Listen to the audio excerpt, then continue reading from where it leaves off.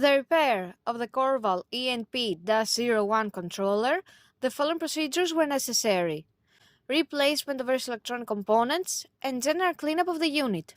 For testing, we add a 140-volt AC power supply, a 4 to 20 mA input signal, and a multimeter in order to measure the milliamp output.